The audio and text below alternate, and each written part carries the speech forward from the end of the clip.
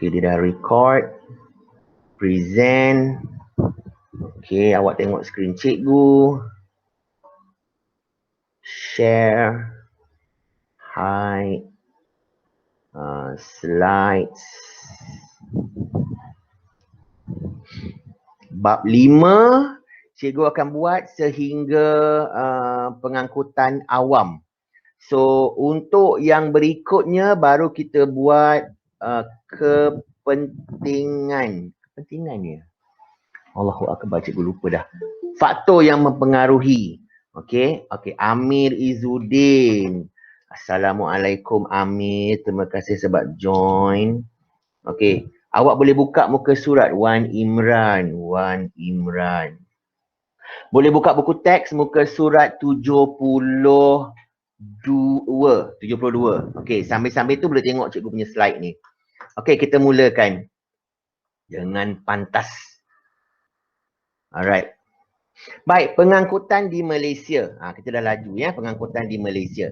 So, Irwan Danish. Assalamualaikum Irwan. Okey, baik. So, pengangkutan kita ada 3, darat, udara, air. So, kita lihat darat dahulu. Kalau awak tengok cikgu punya Didik TV dulu, cikgu ada buat yang ini tentang pengangkutan. Tapi tak apalah, ini cikgu ajar ya. So, darat, jalan raya. Jalan raya ni, jalan raya kita, kita mempunyai jalan raya yang pengangkutan darat, jalan raya yang maju dan cekap. Kalau awak lihat, kita ada banyak sangat lebuh raya dan jalan-jalan dalam perbandaran. Okay, so kita memang maju daripada segi itu. Kemudian kebanyakan jalan raya ini tertumpu di pantai barat Semenanjung. Okay, so ada banyak di pantai barat Semenanjung, tapi di pantai timur kurang. Yang ada pun dalam lokaliti setempat sahaja. Okay, so lebuh raya pun tak banyak. Ada 2 kalau cikgu tak silap. Daripada KL ke Kuantan, iaitu lebuh raya Pantai Timur dan lebuh raya yang dulu punya tu. Okey, jalan biasa saja. Kemudian daripada Kuantan ke Terengganu juga ada jalan raya, lebuh raya 1 saja, lebuh raya Pantai Timur 2. Okey, ke Kelantan belum ada lagi, yang cuma ada jalan darat biasa sahaja ya. So Pantai Timur ada banyak. Okey, kemudian tujuan ada jalan raya ni supaya kita dapat bergerak dengan cepat dan mudah sampai. Ini sebelum COVID. Selepas COVID, bukannya tak mudah sampai, tapi sebab ada sekatan-sekatan untuk melindungi diri kita. Okey, baik. Jenis jalan raya ada 4 cikgu sebut, iaitu persekutuan, bandaran, berturap, tidak berturap. Now, siapa ingat video cikgu dalam Didik TV tu? Apa maksud semua ni? Apa maksud persekutuan, bandaran, berturap, tidak berturap? Apa maksud jenis-jenis ni? Siapa tahu? Siapa ingat? Oh, tak ingat lah tu. Hei, kan dah tengok kan video tu kan? Tengok. Maksudnya awak tengok siapa? Awak tengok cikgu ke awak tengok apa yang cikgu ajar? Tengok tu je lah. Astaghfirullahalazim. Okey, persekutuan bermaksud lebuh raya. Okey, yang menghubungkan bandar besar dengan bandar besar. Contohnya KL Ipoh, Alor-Star, ataupun KL Seremban, Seremban Melaka, Melaka Johor Bahru. So dia ialah jalan highway lah, nak senang kira. Bandaran bermaksud dalam bandar. So tengok dalam Taman Medan ada banyak jalan-jalan kecil tu.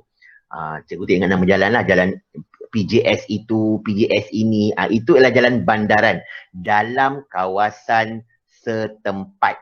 Berturap, ada tar. Tidak berturap, tidak ada tar. Okey? Next. Tu lebuh raya lah. Okey? Okey, baik. Ini awak kena ingat. Awak sebenarnya boleh tengok cikgu punya video tu. Pelajaran di TV tu. So, lebuh raya ni, ini 8 ni awak kena ingat.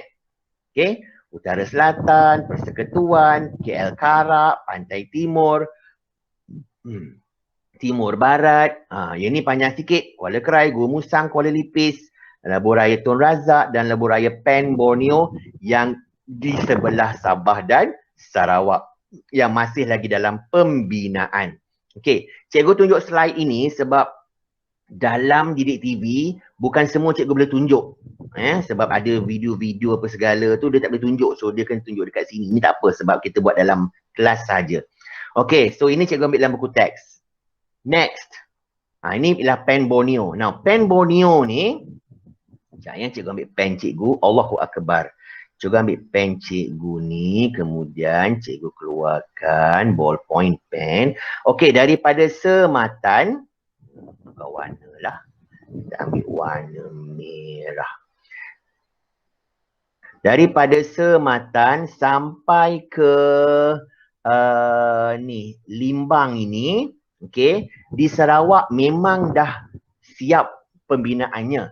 Cuma penyambungannya daripada Siduman sampailah ke Semporna dan Tawau ni masih belum siap. Okey, kalau awak tanya kenapa, ini ialah berkenaan dengan politik dalaman negeri Sabah. Jangan tanya cikgu dalam detail, cikgu cuma boleh sebut disebabkan oleh faktor politik. So jalannya belum siap sepenuhnya. Tapi kalau jalan ni dah siap, panjangnya ialah, cikgu pernah sebut hari tu. Ingat lagi tak? Nisa K pun terkejut dengan betul ke panjang itu kilometer jalan raya Pen Borneo ni. Siapa ingat berapa kilometer?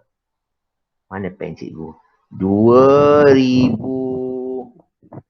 Allahu Akbar, cikgu lupa. 2082 kilometer rasanya kalau cikgu tak silap lah. Nanti akan ada gambar tertunjuk. Okey, teruskan. So, dah habis dengan jalan raya, kita pergi kepada darat juga tapi jalan kereta api atau landasan kereta api. Now, ada orang kata, cikgu, landasan ke jalan raya? Landasan kereta api ke jalan kereta api? Sama sahaja, tak ada beza. Okey. So, di Semenanjung kita ada yang paling panjang iaitu menganjur dari Padang Besar ke Johor Bahru, dari Tumpat ke Gemas dan panjangnya ialah 1699 km. Stesen kereta api Gemas ialah stesen persimpangan untuk berpecah daripada ke pantai timur ataupun ke pantai barat. Kemudian kita ada stesen Sentral Kuala Lumpur. Okey, pernah pergi kan stesen Sentral Kuala Lumpur? Pernah sampai? Pernah. Irwan pernah sampai? Pernah. Pernah, okey. Amir pernah sampai? Pernah. Pernah. Okey, tenang je Amir jawab kan. Sedap cikgu dengar suara Amir. Okey, baik. Di Sabah, dia menghubungkan Tanjung Aru dengan Tenom. Dan cikgu pernah tunjuk ada bandar-bandar kecil di antaranya. So, panjang landasannya pendek saja. So, di Sabah, pendek saja landasan kereta api. Kenapa tak ada dekat Sarawak? Cikgu dah sebut dalam video Didik TV. Siapa tahu? Siapa ingat? Kenapa tak ada kereta api di Sarawak? Mas? Oh, Mas. Ya. Okey, kenapa tak ada kat Sarawak, Mas?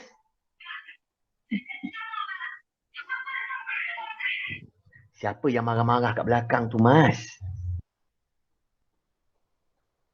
Mak awak marah ke? Mas, kenapa? Kenapa tak ada di Sarawak? Siapa tahu?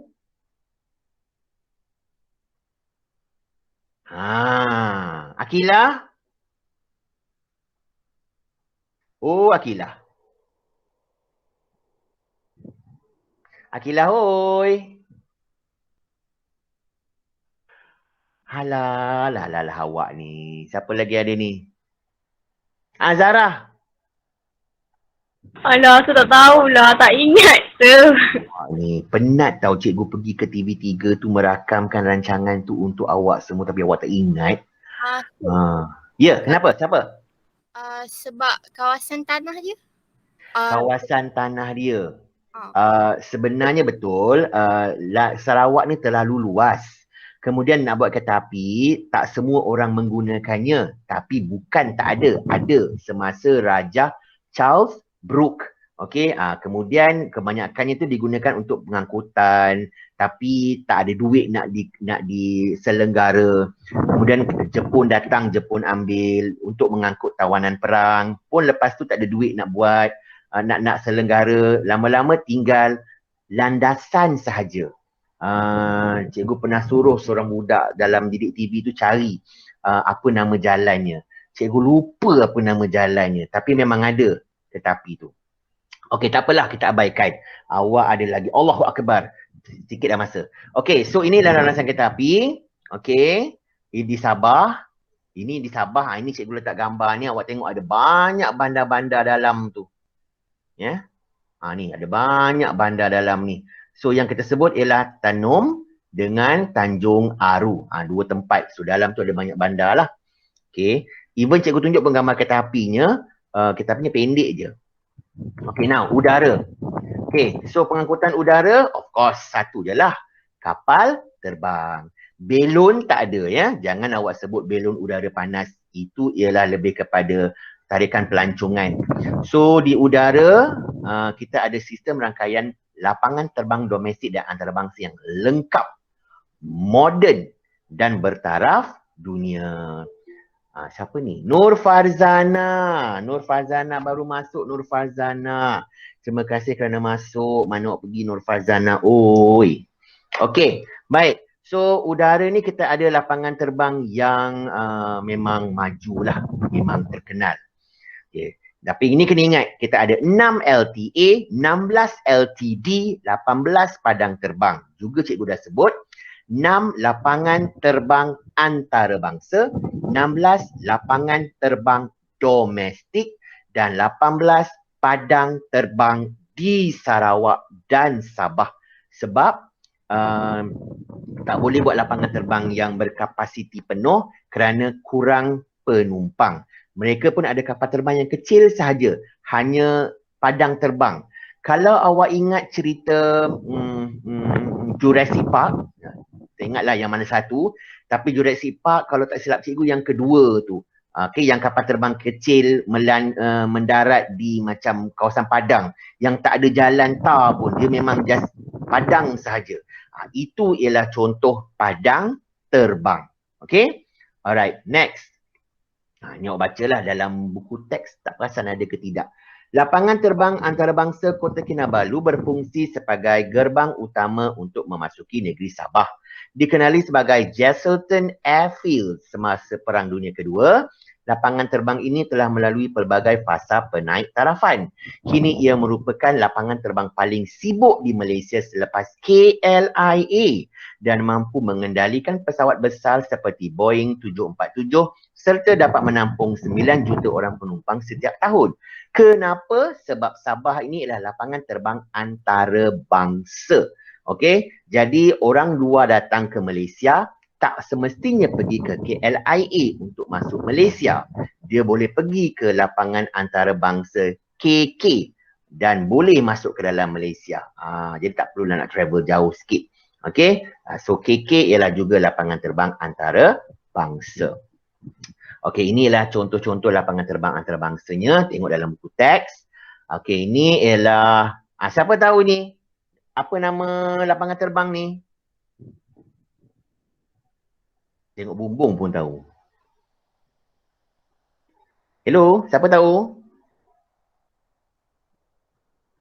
Ni lapangan terbang antarabangsa mana ni? KLIA. KLIA, yes. Gambar kedua. Sudah. Apa tu? Bentuknya macam sayap kapal terbang tu. Ada bentuk aerodinamik.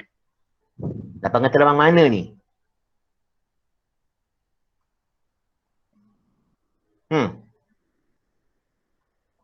Siapa tahu? Teka je. Cikgu tak marah pun. Teka. Siapa? Wan? Kota Kinabalu. Kota Kinabalu, betul tak?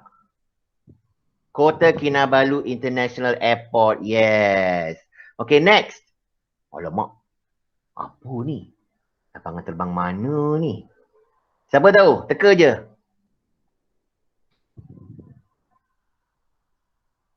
Lapangan terbang antarabangsa Taman Medan ada?